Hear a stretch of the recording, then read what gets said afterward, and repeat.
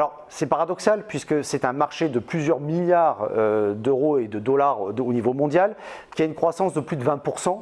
Et même aux États-Unis, les dépenses pour les techniques, les médecines alternatives ont dépensé, au niveau des ménages, les dépenses pour la, santé, pour la médecine allopathique. Donc c'est vous dire qu'on est sur un marché en pleine expansion. Alors pourquoi autant de thérapeutes ne vivent pas de leur activité?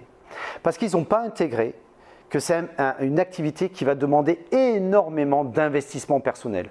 Alors un investissement au niveau, je dirais, mental, émotionnel, physiologique. Alors, physiologique, pourquoi? Si vous êtes dans le milieu du bien-être, il faut être en bonne santé.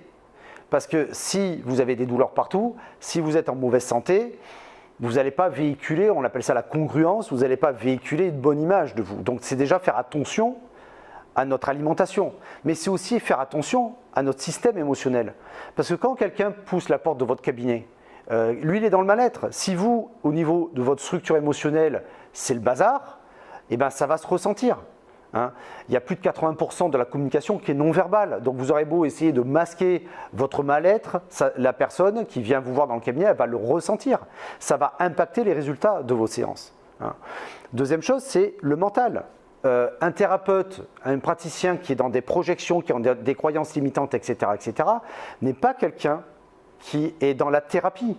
Un thérapeute, il n'a pas de projection. La personne qui arrive, il lui pose des questions, il fait son anamnèse, il ne projette pas, il n'a pas de croyances limitantes, etc., Il est pleinement à l'écoute, pleinement présent. Donc ça demande aussi au thérapeute d'avoir un mindset au niveau de son cerveau, de son mental important. Hein. Donc il faut qu'il soit, je dirais, aligné au niveau mental, au niveau de ses croyances, aligné au niveau émotionnel bien posé, aligné au niveau de son corps.